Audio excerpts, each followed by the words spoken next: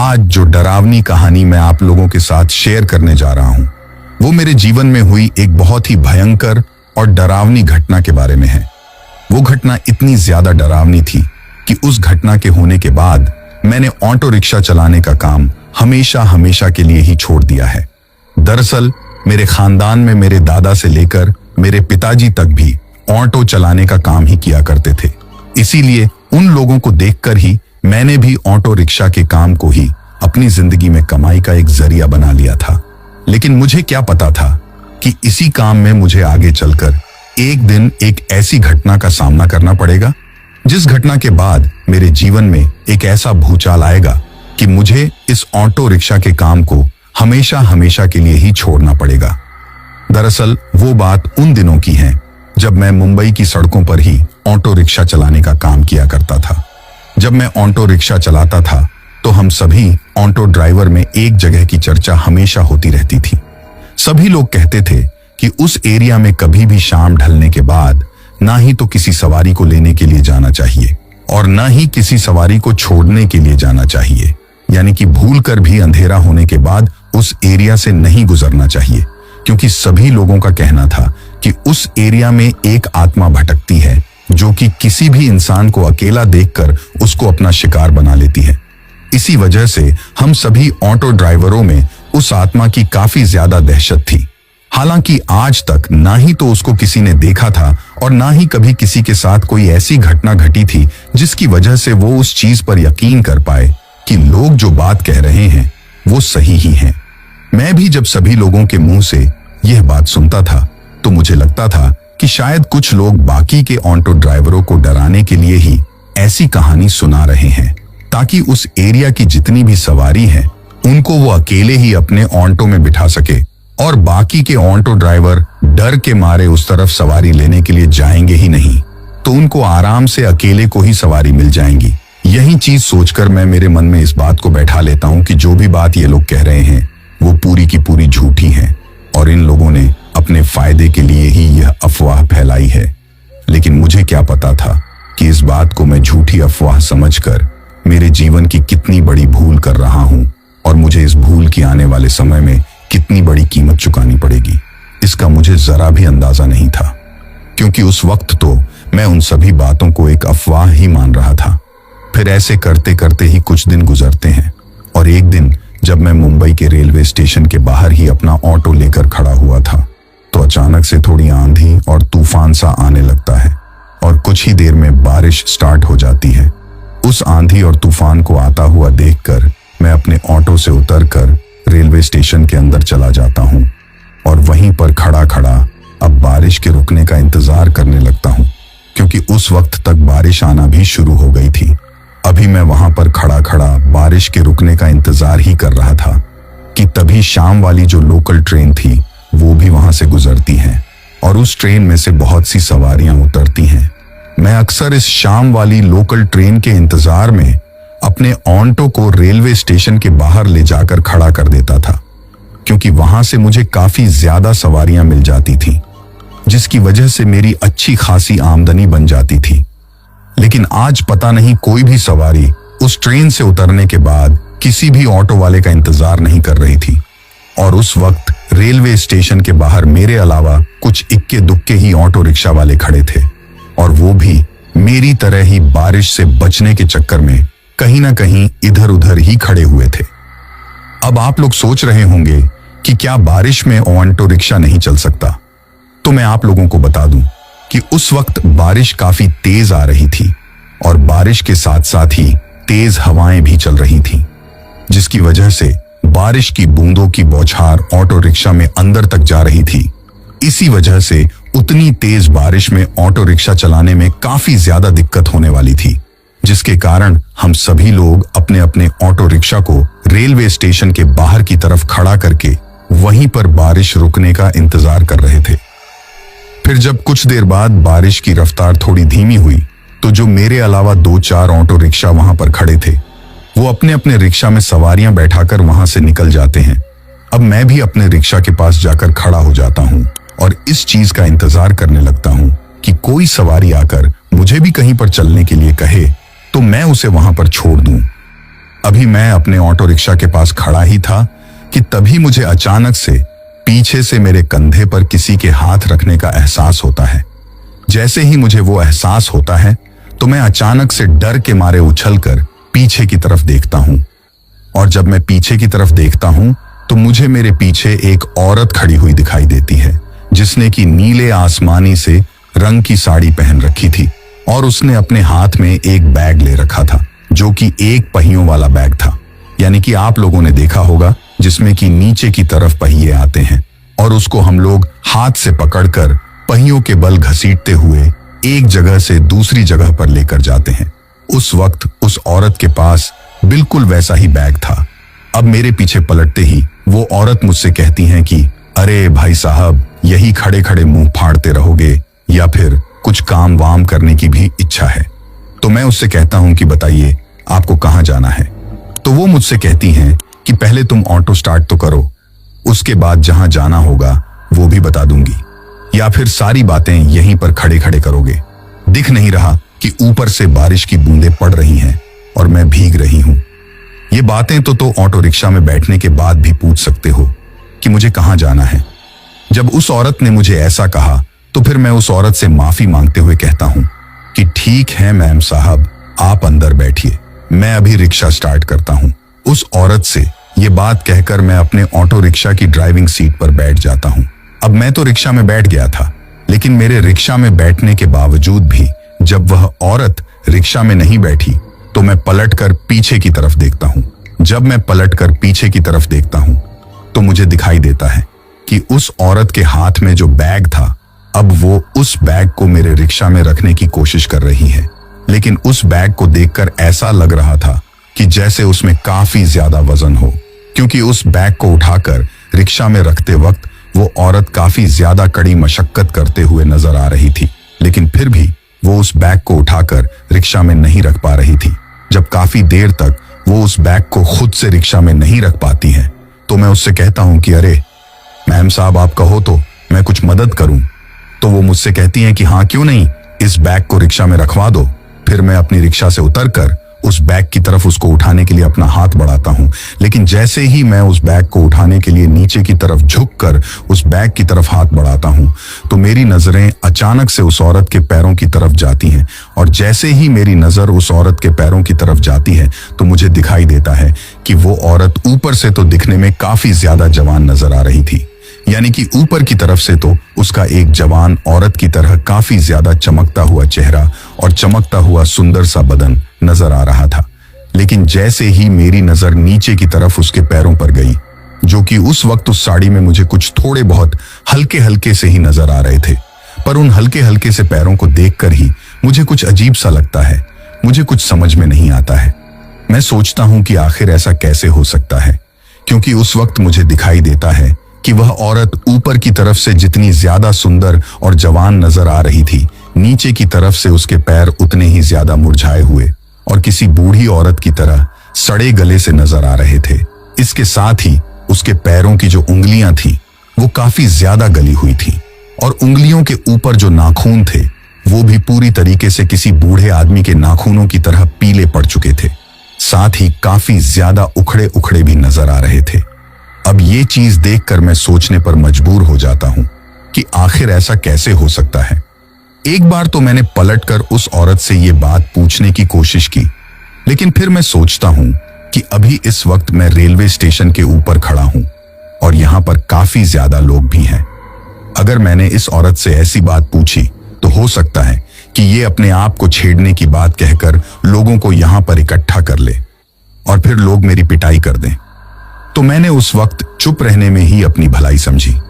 अब मैं उस बैग को उठाकर अपने ऑटो रिक्शा में रखने की कोशिश करने लगता हूं, लेकिन उस वक्त मुझे इस बात का जरा भी अंदाजा नहीं था कि मैंने उस वक्त उस चीज को नजरअंदाज करके और चुप रहकर आने वाले खतरे को न्योता दे दिया था।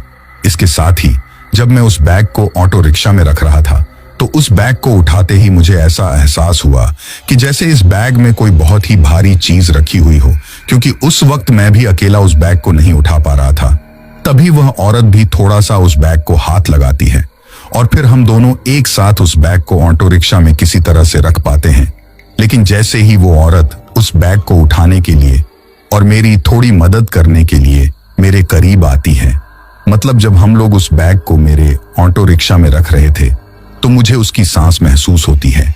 यानी कि जब हम किसी इंसान के थोड़ा करीब होते हैं तो अचानक से उसके मुंह की बाप या फिर उसकी सांस हम लोगों को महसूस हो जाती है। जब हम सांस लेते हैं तो उसके मुंह की भाप हम लोगों के अंदर चली जाती है। उस वक्त भी मेरे साथ कुछ वैसा ही होता है, पर जैसे ही मेरे साथ ये होता है तो मुझे एक बहुत ही भयंकर दुर्गंध महसूस होती है। यानी कि उस वक्त उस औरत की सांस में मुझे एक बहुत भयंकर बदबू आ रही थी। जैसे ही मुझे वो बदबू आती है तो मुझसे रहा नहीं जाता है और मैं पलटकर थूक देता हूँ। थूकने के बाद मैं सोचता हूँ कि इतनी जवान औरत के मुंह में आखिर इतनी भयंकर बदबू कैसे आ रही है। उस वक्त वो बदबू इतनी ज्यादा खराब थी कि जैसे कोई मरा हुआ मुर्दा सड़ रहा हो। एक पल के लिए तो उस वक्त मुझे लगा था कि जैसे मेरे यहीं पर उल्टी हो जाएगी, लेकिन जैसे ही मैंने पीछे पलटकर थूका तो मैंने देखा कि मेरे थूकते ही उस औरत के चेहरे के हाव भाव कुछ बदल गए थे।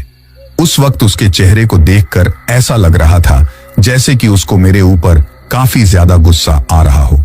लेकिन उस वक्त तो उस औरत ने मुझे कुछ भी नहीं कहा और फिर उस बैग को अपने ऑटो रिक्शा में रखने के बाद मैं फिर से अपनी ड्राइविंग सीट पर आगे की तरफ जाकर बैठ जाता हूं और मेरे ड्राइविंग सीट पर बैठकर रिक्शा स्टार्ट करते ही वह औरत भी रिक्शा में पीछे वाली सीट पर बैठ जाती है। उसके बैठते ही मैं अपने ऑटो रिक्शा को वहां से स्टार्ट करके चल पड़ता हूं। पर कुछ दूर आगे आते ही मैं उससे पूछता हूं कि आपको कहां जाना है। तो वो मुझसे कहती हैं कि अभी जिस तरफ तुम चल रहे हो उसी तरफ चलते रहो, मुझे जहां जाना होगा मैं तुमको बता दूंगी। जब उस औरत ने मुझे ऐसा कहा तो मैंने सोचा कि बड़ी ही अजीब औरत है, इसको जहां भी जाना है ये मुझे बता क्यों नहीं रही है। लेकिन फिर मैं सोचता हूं कि अपने को इससे क्या लेना है, अपना तो ऑटो रिक्शा का मीटर चालू है, जितनी दूरी पर ये अपने रिक्शा को चलाएगी उसके हिसाब से अपन इससे पैसे ले लेंगे। लेकिन मुझे इस बात का जरा भी अंदाजा नहीं था कि आज मेरे साथ कुछ ऐसा होने वाला है जिसकी मैंने मेरे जीवन में कभी कल्पना भी नहीं की थी। अभी मैं उस औरत को अपनी रिक्शा में बैठाकर उस हल्की हल्की बारिश और तेज हवाओं के बीच मुंबई की उन सड़कों पर चलता जा रहा था कि तभी अचानक से उस सड़क पर एक मोड़ आता है और मैं उस मोड़ से सीधा निकल ही रहा था कि तभी वो औरत मुझसे कहती हैं कि अरे उधर कहां जा रहे हो, इस तरफ, इस मोड़ की तरफ चलो। जैसे ही उस औरत ने मुझे यह बात कही तो मैं अचानक से अपने ऑटो रिक्शा को रोककर उसकी तरफ पलटकर देखता हूं और उससे कहता हूं कि मैम साहब, आप ये क्या बात कह रही हो? आपको इस एरिया के बारे में पता नहीं है क्या कि इस एरिया में दिन ढलने के बाद जाना मतलब अपनी मौत को दावत देने के जैसा है। मेरी यह बात सुनते ही वो अजीब तरीके से हंसने लगती हैं और हंसते हंसते ही मुझसे कहती हैं कि ये बात तुमसे किसने कही कि इस एरिया में जाते ही तुम अपनी मौत को दावत दे दोगे? तो मैं उससे कहता हूं कि मैंने कई लोगों के मुंह से ये बात सुनी है कि इस एरिया में दिन ढलने के बाद एक आत्मा भटकती है जो कि किसी भी अकेले इंसान को देखकर उसे अपना शिकार बना लेती है। जैसे ही मैंने उस औरत से यह बात कही तो वह औरत मुझे एक अजीब सी और भारी सी आवाज में एक बात कहती है और जब उसने मुझे वो बात कही तो वो बात कहते वक्त उसकी आवाज पूरी तरीके से बदल चुकी थी। उसने वो बात मुझे किसी मर्द की आवाज में अजीब तरीके से गुर्राते हुए बोली। दरअसल उसने मुझे उस आवाज में कहा कि आत्मा का क्या है, वो तो कहीं पर भी भटक सकती हैं, ये कोई जरूरी थोड़ी है कि वो सिर्फ इस एरिया में ही भटके। अब मान लो कि अगर मैं ही वो आत्मा होती तो मैं तो इतनी दूर से तुम्हारे साथ बैठकर आ गई हूं, तो अगर मुझे तुम्हें मारना ही होता तो मैं तो तुम्हें कब का मार सकती थी। मुझसे ये बात कहकर वो उसी भारी सी और अजीब सी आवाज में कुछ अलग ही तरीके से हंसने लगती है और अपनी गर्दन को एक तरफ से अजीब तरीके से घुमाकर मेरी तरफ तिरछी तिरछी नजरों से देखने लगती है। उसको इस तरीके से बोलता हुआ देखकर मेरा तो गला ही सूख जाता है और मैं बार बार अपने ही मुंह का थूक निगलने लगता हूं और उस वक्त मेरे पूरे शरीर पर पसीना आ जाता है। अब मेरे ललाट पर पसीना आते हुए देखकर वो फिर से नॉर्मल आवाज में हंसते हुए मुझसे कहती हैं कि अरे तुम इतना घबरा क्यों रहे हो, मैं तो तुमको थोड़ा सा डरा रही थी, चलो चलो ऐसा कुछ भी नहीं है, मैं हूं ना तुम्हारे साथ ऐसा कुछ भी नहीं होगा। जब उसने मुझे ये बात कही तो मैं उससे कहता हूं कि क्या मैम साहब, आपने तो डरा ही दिया था, पर मैम साहब जाते वक्त तो आप मेरे साथ रहोगे, लेकिन आते वक्त मेरे साथ कुछ हो गया तो वह औरत मुझसे कहती है कि अरे तुम जाने से पहले ही आने की सोच रहे हो, अगर तुम इस तरफ से वापस लौट ही ना पाए तो। जब उस औरत ने मुझसे ऐसी बात कही तो मैं फिर से उसकी तरफ अजीब तरीके से देखने लगता हूं और मेरे ऐसे देखते ही वो मुझसे कहती हैं, अरे मेरे कहने का मतलब है कि जरूरी थोड़ी है कि तुम इस एरिया में जाने के बाद इधर से ही वापस लौटो, किसी दूसरे रास्ते से भी निकल जाना। फिर मैं भी उस वक्त सोचता हूं कि शायद मेरे साथ वाले जो ऑटो ड्राइवर हैं उन्होंने एक अफवाह ही फैलाई है। हो सकता है कि यहां पर ऐसा कुछ भी ना हो और मैं फालतू में ही इतना डर रहा हूं। अब यही बात सोचते हुए जिस तरफ, जिस मोड़ पर और जिस रास्ते पर वो औरत मुझे जाने के लिए कह रही थी, अब मैं अपने ऑटो रिक्शा को उस तरफ घुमाकर चल पड़ता हूं। पर जैसे ही मैं उस सड़क पर चल पड़ता हूं तो मुझे अपने ऑटो रिक्शा में लगे हुए मिरर में दिखाई देता है कि पीछे सीट पर बैठी बैठी वह औरत अब अजीब तरीके से मुस्कुरा रही थी। उसकी उस मुस्कान को देखकर ऐसा लग रहा था कि जैसे उसको किसी चीज की बहुत ज्यादा खुशी हो रही हो। अभी मैं उस सड़क पर आगे की तरफ चलता जा रहा था, पर जब मैं उस सड़क पर चल रहा था तो ऑटो चलाते चलाते ही मैं उस सड़क के अगल बगल की तरफ भी नजरें घुमा रहा था। और जब मैं अगल बगल में नजरों को घुमा रहा था तो मुझे दिखाई देता है कि उस सड़क के दोनों तरफ ही काफी ज्यादा दूरी पर छोड़ छोड़ कर कुछ मकान बने हुए हैं, पर वह मकान दिखने में ऐसे लग रहे हैं कि जैसे उनमें कोई भी ना रहता हो और वो मकान बिल्कुल बंद ही पड़े हों। कुछ मकान तो ऐसे थे जो कि बनना स्टार्ट ही हुए थे, लेकिन शायद किसी कारणवश उनका काम रुक गया था और वो अब एक खंडहर के रूप में बदल चुके थे। दिखने में भी वह सड़क काफी ज्यादा सुनसान लग रही थी। उस वक्त मैं ऑटो चलाते हुए अपने मन ही मन में यही सोच रहा था कि आखिर इतनी सुनसान सड़क पर आगे ऐसी कौन सी जगह है जहां पर इस औरत को इतनी रात को जाना है। तभी पता नहीं मेरे क्या खुजली होती है और मैं पीछे बैठी उस औरत से यह बात पूछ ही लेता हूं कि मैम साहब, आपको इतनी सुनसान सड़क पर आखिर कहां जाना है? यह सड़क तो दिखने में मुझे कुछ ठीक नहीं लग रही। पर जैसे ही मैंने उस औरत से यह बात कही तो वो अचानक से गुस्से में होकर मुझसे कहती हैं कि तुम्हारा काम ऑटो चलाने का है और तुम चुपचाप ऑटो चलाओ। जितनी दूरी तक तुम ऑटो चलाओ उसके हिसाब से तुम्हारे पैसे ले लेना। अब ज्यादा बकबक करके मेरा दिमाग खराब मत करो, और वो तो तुम्हें थोड़ी देर में अपने आप ही पता चल जाएगा कि मैं कौन सी जगह पर जा रही हूं। ये सब मेरे साथ पहली बार नहीं हो रहा था, क्योंकि मैं एक ऑटो ड्राइवर था और दिन में पता नहीं ऐसी कितनी ही सवारियों से पाला पड़ता था जो कि काफी बदतमीजी से हम ऑटो ड्राइवर के साथ बात किया करते थे। इसी वजह से मैं उस बात को नजरअंदाज करके अब चुपचाप ऑटो चलाने लगता हूं। लेकिन जब मैं ऑटो चला रहा था तो मैं बार बार पीछे देखने के लिए जो मिरर लगा हुआ था उसकी तरफ देख रहा था, और जब मैं उस मिरर में देख रहा था तो मुझे दिखाई देता है कि वह औरत उस बैग को काफी ज्यादा ध्यान से पकड़े हुए है और वो बार बार उस बैग को अजीब तरीके से देख रही हैं। उसको देखकर ऐसा लग रहा था कि जैसे उस बैग में उस औरत का कोई बहुत ही ज्यादा कीमती सामान हो। वो बार बार उस बैग पर अपना हाथ फेर रही थी। अभी हम लोग कुछ ही दूर चले ही थे कि तभी एक सुनसान से घुमाव पर वह औरत मुझे अचानक से ऑटो रिक्शा रोकने के लिए कहती है। उस वक्त उस जगह पर काफी ज्यादा अंधेरा था, साथ ही बारिश की बूंदें भी पड़ रही थीं और हल्की हल्की आंधी भी चल रही थी। जैसे ही उसने मुझे ऑटो रिक्शा रोकने के लिए कहा तो मैं एक पल के लिए उस जगह पर रिक्शा रोक तो देता हूं, पर इससे पहले कि मैं उस औरत से ये पूछ पाता कि उसने इस सुनसान जगह पर रिक्शा क्यों रुकवाई है, वो अचानक से ही रिक्शा से उतर जाती है। लेकिन उसका बैग अभी भी मेरे रिक्शा में ही रखा हुआ था। उसको इस तरह से अचानक से रिक्शा से उतरता हुआ देखकर मैं उससे पूछता हूं कि अरे क्या हुआ मैम साहब, आपने अचानक से रिक्शा क्यों रुकवा दिया और अब आप नीचे क्यों उतर गए? तो वो मुझसे कहती हैं कि मुझे थोड़ी टॉयलेट लगी है, तुम कुछ देर यहीं पर रुको, मैं अभी वापस आती हूं। तो मैं उससे कहता हूं कि आप इस सुनसान सड़क पर कहां जाओगे, आपका घर यहां से कितनी दूर है? मैं आपको थोड़ा जल्दी पहुंचा दूंगा, आप घर जाने के बाद ही चले जाना। तो वो मुझसे कहती हैं कि अभी मुझसे कंट्रोल नहीं हो रहा है, मैं काफी देर से तुम्हें कहने वाली थी, तुम थोड़ी देर यहां पर रुको, मैं अभी आती हूं। मुझसे वो बात कहकर वह औरत ऑटो के पीछे की तरफ अंधेरे में पता नहीं कहां चली जाती है। उस वक्त मैं अपने ऑटो रिक्शा में बैठा बैठा है उसके वापस आने का इंतजार कर रहा था कि तभी अचानक से ही वहीं पर खड़े खड़े मेरा ऑटो बंद हो जाता है। अब ऑटो के बंद होते ही उसकी हेडलाइट भी बंद हो जाती है और हेडलाइट बंद होने की वजह से वहां पर चारों तरफ सिर्फ अंधेरा ही अंधेरा हो जाता है। मेरे ऑटो रिक्शा को इस तरह से अचानक से बंद होता हुआ देखकर मैं सोचता हूं कि कमाल है, आज यह रिक्शा अपने आप ही बंद कैसे हो गई। और यही सोचकर अभी मैं मेरे रिक्शा को फिर से स्टार्ट करने ही वाला था कि तभी मुझे अपने रिक्शा में मेरे पैरों के तले कुछ चिपचिपा सा महसूस होता है। वो जो कुछ भी था वो बार बार जो मैंने चप्पल पहन रखी थी उनके नीचे लग रहा था, जिसकी वजह से मुझे ऐसा एहसास हो रहा था जैसे कि मेरी चप्पल किसी चीज से चिपक रही है।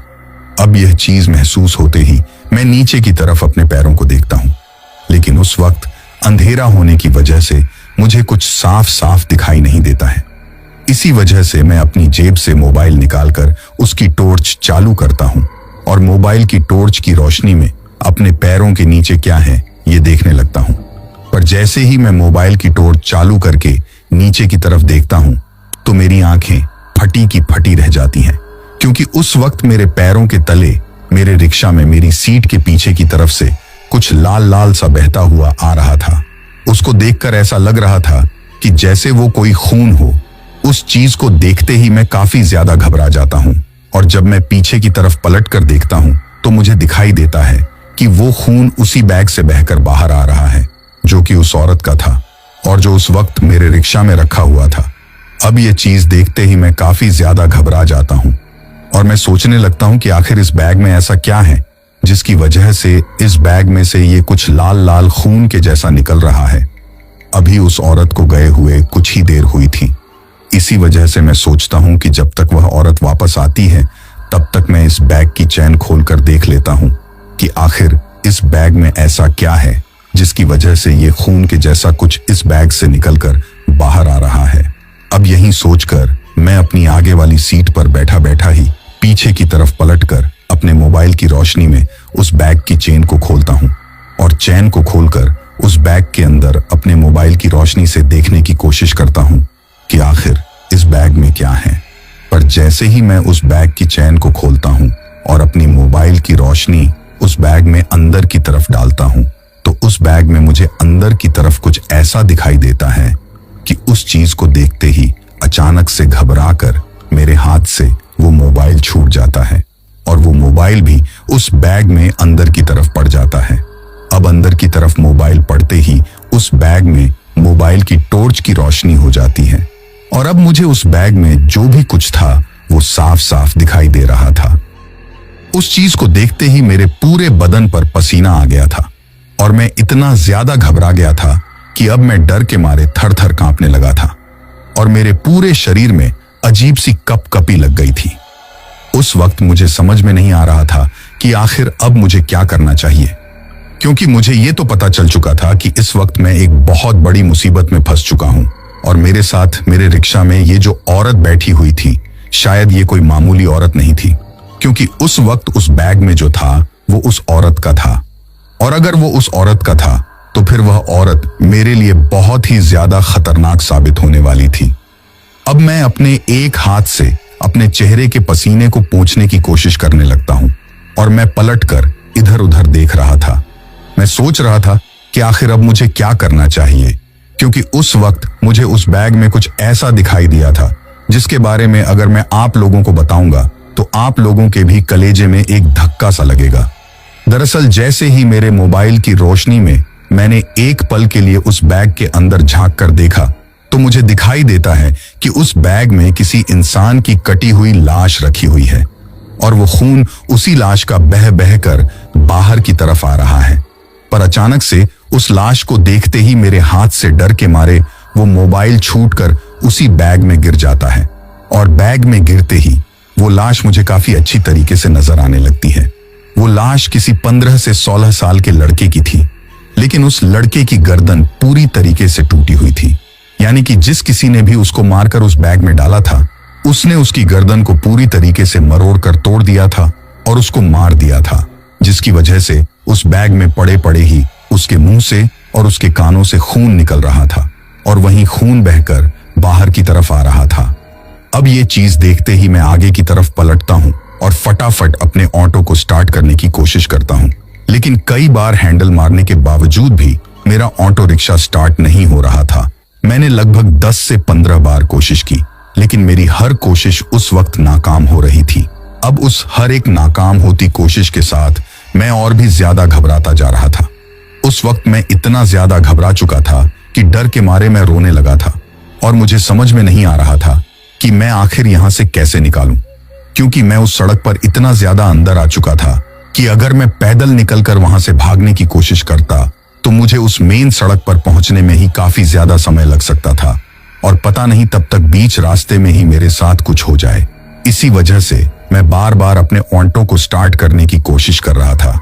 अभी मैं बार बार मेरे शरीर की पूरी ऊर्जा लगाकर अपने ऑटो को हैंडल मार ही रहा था कि तभी पीछे से मुझे एक आवाज सुनाई देती है, और वो आवाज वही आवाज थी जिस आवाज में कुछ देर पहले उस औरत ने मुझे डराने की कोशिश की थी और फिर उसने मुझे कहा था कि मैं तो मजाक कर रही थी। दरअसल उस वक्त अचानक से मेरे पीछे से आवाज आती है कि कहां भागने की कोशिश कर रहा है। यहां आया हुआ कोई भी इंसान मेरी मर्जी के बिना कहीं भी नहीं जा सकता। और यह बात कहते ही पीछे की तरफ से किसी के जोर जोर से हंसने की आवाज आती है। अब उस आवाज को सुनते ही मेरी पूरी तरीके से फटकर हाथ में आ चुकी थी और मैं डरते डरते धीरे धीरे पीछे की तरफ पलटकर देखता हूं। जैसे ही मैं पीछे की तरफ पलटकर देखता हूं तो मेरे ऑटो के पास में वही औरत खड़ी थी जो कुछ देर पहले मेरे ऑटो में बैठी थी और जो मुझे ये बोलकर गई थी कि वो टॉयलेट करने के लिए जा रही हैं और कुछ ही देर में वापस आ जाएगी। अब वो वापस तो आ चुकी थी, लेकिन उसकी आवाज के साथ साथ ही अब उसका पूरा का पूरा हुलिया भी बदल चुका था। यानी कि अब वो बोल भी किसी भारी भारी आवाज में रही थी और उसके साथ साथ ही उसका रूप भी पूरी तरीके से बदल चुका था। जिस तरीके के पैर मुझे उस वक्त रेलवे स्टेशन पर उस औरत के दिखाई दिए थे, अब उसका ऊपर का रूप भी बिल्कुल उसके नीचे के पैरों की तरह का ही हो चुका था। यानी कि अब उसका चेहरा मुझे काफी ज्यादा डरावना नजर आ रहा था और उसके चेहरे को देखकर ऐसा लग रहा था कि जैसे ये कोई नॉर्मल औरत नहीं है, बल्कि ये तो कोई चुड़ावल या फिर डायन है। अब मुझे भी यह बात समझने में ज्यादा देर नहीं लगी थी कि शायद लोग जो बातें कहते थे वो सही ही कहते थे। उस वक्त मुझे अंदाजा हो गया था कि शायद ये वही आत्मा है जिसके बारे में मेरे साथ वाले ऑटो ड्राइवर मुझसे कह रहे थे कि उस रास्ते पर कोई आत्मा भटकती है। लेकिन अब मुझे ये बात समझ में नहीं आ रही थी कि उन लोगों का तो ये कहना था कि वो सिर्फ इसी एरिया में भटकती हैं, लेकिन यह औरत तो मुझे उस रेलवे स्टेशन पर मिली थी, तो फिर यह कैसे हो सकता है? अभी मैं कुछ सोच या समझ पाता उससे पहले ही सामने की तरफ से वह औरत कुछ बोलती है, पर इस वक्त मुझे उसको औरत कहना शायद ठीक नहीं होगा, क्योंकि अब तक मेरे सामने उसकी सच्चाई आ चुकी है। तो मैं उसे अभी यहां पर एक चुड़ावल कहकर ही संबोधित करने वाला हूं। अब मैं कुछ सोच समझ पाता उससे पहले ही वो चुड़ावल मुझे कुछ ऐसी बात बोलती है जिसको सुनकर मैं अचानक से और भी ज्यादा चौंक जाता हूं। दरअसल वो मुझसे कहती हैं कि क्यों, क्या हुआ? तू यही सोच रहा है ना कि मैंने तो आज तक जितनी भी यहां पर भटकने वाली आत्मा के बारे में कहानी सुनी थी, उनमें यही सुना था कि वो आत्मा यहीं इसी एरिया में भटकती हैं।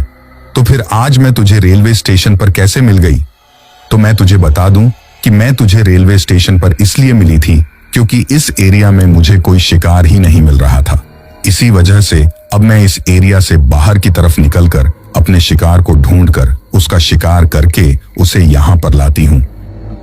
और अभी जिस लड़के को तू उस बैग में मरा हुआ देख रहा है, उसको थोड़ी ही देर पहले मैंने रेलवे स्टेशन के बगल में रेल की पटरियों पर ही अपना शिकार बनाया है। मेरा तो आज का खाने का इंतजाम हो गया था, लेकिन तू पता नहीं खुद से ही चलकर मेरे रास्ते में आ गया। इसी वजह से मैंने सोचा कि आज के साथ साथ कल का भी खाने का इंतजाम कर ही लेती हूं, फिर मैं कल अच्छे से आराम कर लूंगी। अब उस चुड़ावल के मुंह से यह बात सुनकर मैं और भी ज्यादा डर जाता हूं और मुझे समझ में आ गया था कि शायद अभी इस लड़के की तरह ही मेरी भी हालत होने वाली है। अब उस वक्त मैं इतना ज्यादा डर गया था कि मेरा शरीर वहीं पर पूरा का पूरा अकड़ गया था और मैं चाहकर भी नहीं हिल पा रहा था, क्योंकि उस वक्त मुझे उस चुड़ावल का चेहरा इतना ज्यादा डरावना लग रहा था कि उसके चेहरे को देखकर मेरे दिल की धड़कन दुगनी रफ्तार से धड़कने लगी थी। उस वक्त उसका जो चेहरा था, उसके चेहरे पर कई ज्यादा घाव बन चुके थे, जो कि उसके चेहरे को और भी ज्यादा डरावना बना रहे थे। इसके साथ ही उसके मुंह के दांत उसके होठों के काफी ज्यादा बाहर निकल कर आ रहे थे और उसके दांत दिखने में इतने ज्यादा नुकीले दिख रहे थे कि वो उसके खुद के ही होठों को फाड़कर उसके होठों के अंदर घुस रहे थे। चेहरे के साथ साथ ही उसके शरीर का भी रूप पूरी तरीके से बदल चुका था। जिस तरीके से मुझे उस वक्त उसके पैर दिखाई दिए थे, उसी तरीके के अब उसके हाथ और बाकी का शरीर का हिस्सा हो चुका था और उसके हाथों की उंगलियां अब किसी कंकाल की तरह दिखाई दे रही थीं, जिन पर की लंबे लंबे नाखून थे। उस वक्त उसकी उंगलियों के जितने लंबे ही उसके हाथों पर नाखून थे और वो उन्हीं नाखूनों से बार बार अपने सिर के बालों को खुजला रही थी। अभी मैं वहां पर कुछ कर पाता उससे पहले ही वो अचानक से मेरे पास आकर मेरी कॉलर को पकड़ती है और मुझे खींचकर उस ऑटो रिक्शा से बाहर निकालती है। उसके बाद वो अपने हाथ के लंबे लंबे नाखूनों से मेरे एक कान को पकड़कर उस कान के निचले वाले छोटे से हिस्से को इतनी बुरी तरीके से काटती है कि मेरा वो कान का हिस्सा मेरे कान से अलग हो जाता है। और जैसे ही वो मेरे कान को काटती है तो मुझे इतना भयंकर दर्द होता है कि मैं बुरी तरीके से वहां पर चिल्लाने लगता हूं। पर मेरे इस तरीके से चिल्लाने का उस चुड़ावल के ऊपर कोई भी असर नहीं हो रहा था और अब वो अपनी लंबी सी जीभ को बाहर निकालकर मेरे कान से टपकते हुए खून को चाटने लगती है। और उस वक्त जो मेरे कान से कटकर मेरे कान का जो हिस्सा अलग हुआ था, उसको वो उस सड़क पर से उठाकर अपने मुंह में किसी चिंगम की तरह चबाने लगती है। अब मैं उसके सामने हाथ जोड़कर अपने प्राणों की भीख मांगने लगता हूं। मुझे इस तरीके से अपनी जान बचाने के लिए तड़पता हुआ देखकर वो अजीब तरीके से मुस्कुराती है। उसको इस तरह से मुस्कुराता हुआ देखकर उस वक्त मुझे ऐसा लग रहा था कि जैसे उसको मुझे इस तरीके से गिड़गड़ाते हुए देखकर काफी ज्यादा सुकून मिल रहा हो। अब वो मेरे काफी ज्यादा करीब आकर लगातार मेरे कानों से टपकते हुए खून को चाट रही थी। उस वक्त मुझे मेरे कान में बहुत ही भयंकर दर्द हो रहा था और मेरे सिर का एक तरफ का हिस्सा, जिस तरफ के कान को उस चुड़ावल ने काटा था, उस तरफ के सिर का हिस्सा पूरी तरीके से बहुत ही भयंकर दर्द करने लगा था और मुझे अब अजीब तरीके से उस तरफ के हिस्से में छटके चलने लगे थे। वो दर्द मेरे लिए उस वक्त कितना ज्यादा असहनीय था, इसके बारे में मैं आप लोगों को बता भी नहीं सकता, क्योंकि इस चीज को सिर्फ मैं ही महसूस कर सकता हूं कि वो चीज मेरे लिए उस वक्त कितनी ज्यादा दर्दनाक थी। पर इससे पहले कि वो चुड़ावल मेरे साथ और कुछ करती, मैं अपने मन ही मन में अपने बीवी बच्चों को याद करने लगता हूं और सोचता हूं कि आज मैं यहां पर मारा जाऊंगा तो फिर पता नहीं मेरे मरने के बाद मेरे बीवी बच्चों का क्या होगा। आखिर वो लोग अपने जीवन का गुजारा किस तरह से करेंगे। अब उस वक्त मैंने तो अपने आप को मरा हुआ ही मान लिया था, लेकिन फिर पता नहीं अचानक से मेरा ऑटो रिक्शा अपने आप ही स्टार्ट हो जाता है और उसकी हेडलाइट की रोशनी भी जल जाती है। इसके साथ ही मेरे ऑटो रिक्शा में जो म्यूजिक सिस्टम लगा हुआ था वो भी बजने लगता है और उस म्यूजिक सिस्टम में अब भगवान के और सावरिया सेठ के भजन बजने लगे थे। उन भजनों को सुनते ही वह चुड़ावल अजीब तरीके से वहां पर विलाप करने लगती है और उसने अब मेरी पकड़ी हुई कॉलर को भी छोड़ दिया था। वो जोर जोर से अपने दोनों हाथों से अपने कानों को दबाने लगी थी। यह चीज देखते ही मैं सोचता हूं कि यह शायद भगवान का ही कुछ चमत्कार है और मेरे पास अपने आप को बचाने का यही मौका है। लेकिन आगे चलकर आपको इस कहानी में कुछ ऐसा पता चलने वाला है जिसको सुनने के बाद आप लोग भी काफी ज्यादा भावुक हो जाओगे, क्योंकि उस वक्त वो कोई भगवान का चमत्कार नहीं था, बल्कि कुछ ऐसा हुआ था जिसको सुनने के बाद आप लोगों को भी एक ऐसी चीज पर यकीन होगा जिसके बारे में शायद आपको आज तक पता भी नहीं होगा। अब उस चीज को देखते ही मैं मौका पाकर अपने एक हाथ से उस कटे हुए कान को पकड़कर अपने रिक्शा में बैठता हूं और जितना तेज वहां से हो सकता था अपने रिक्शा को वहां से भगाने लगता हूं। पर वहां से रिक्शा भगाते वक्त भी मैं अपने रिक्शा में उन भजनों को चालू ही रखता हूं और मन ही मन मैं सावरिया सेठ से ये प्रार्थना कर रहा था कि हे सावरिया सेठ, अब तू ही मेरा सहारा है। लगभग आधे घंटे के बाद मैं एक रिहायशी इलाके में पहुंचता हूं और कुछ ही देर में मैं एक अस्पताल में जाकर वहां पर सबसे पहले तो अपने कान का इलाज करवाता हूं। उस वक्त उन अस्पताल वालों ने मुझसे पूछा भी कि आपके साथ ये सब कैसे हुआ। तो मैं उस वक्त सोचता हूं कि अगर मैंने इनको ये बताया कि एक चुड़ावल ने मेरा कान काट दिया तो ये लोग मेरा मजाक उड़ाएंगे। इसी वजह से मैं उनको उस वक्त कोई और बहाना बना देता हूं। लेकिन जब मैं उस अस्पताल से निकलकर बाहर आता हूं तो उस वक्त मेरे रिक्शा में वो बैग रखा हुआ नहीं था और ना ही वहां पर उस लड़के की वो लाश थी। फिर उसके बाद मैं अपने घर पर जाता हूं और अपनी बीवी को सारी बात बताता हूं। पर जैसे ही मैंने अपनी बीवी को यह बात बताई तो वो फूट फूट कर रोने लगती है और मुझसे कहती हैं कि मुझे पहले ही इस बात का अंदेशा हो गया था कि आज शायद आपके साथ कुछ गलत होने वाला है, क्योंकि मुझे बार बार गलत गलत ख्याल आ रहे थे। इसी वजह से मैंने किट्टू से कहा था कि वो आपके साथ ही रहे और आपकी हर जगह पर रक्षा करें। अब किट्टू का नाम सुनते ही आप लोग सोच रहे होंगे कि कहानी में ये नया किरदार कौन है और आखिर कोई किट्टू मुझे किसी चुड़ावल से कैसे बचा सकता है। तो मैं आप लोगों को बता देता हूं कि आज से लगभग 4 साल पहले मेरे एक बेटा हुआ था। लेकिन पता नहीं भगवान की क्या मर्जी थी कि पैदा होने के 1 महीने बाद ही वो हम लोगों को छोड़कर चला गया था, यानी कि उसकी मौत हो गई थी। पर मरने के बाद भी वो हम लोगों के सपने में आता था और हम लोगों से कहता था कि आई बाबा, मैं हमेशा आप लोगों के आसपास में ही रहूंगा। जब भी आपको किसी चीज की जरूरत हो आप मुझे याद कर लेना। जब मुझे और मेरी घरवाली को ऐसे सपने आने लगे तो फिर हम लोग हमारी माता रानी के मंदिर में गए। वहां पर माता रानी ने हमको बताया कि तुम्हारे बेटे की मौत तो हो गई है, लेकिन उसकी आत्मा और उसकी रूह आज भी तुम लोगों के साथ ही रहना चाहती है और वो तुम्हें तुम्हारी जिंदगी में हर खतरे से बचाकर रखेगी।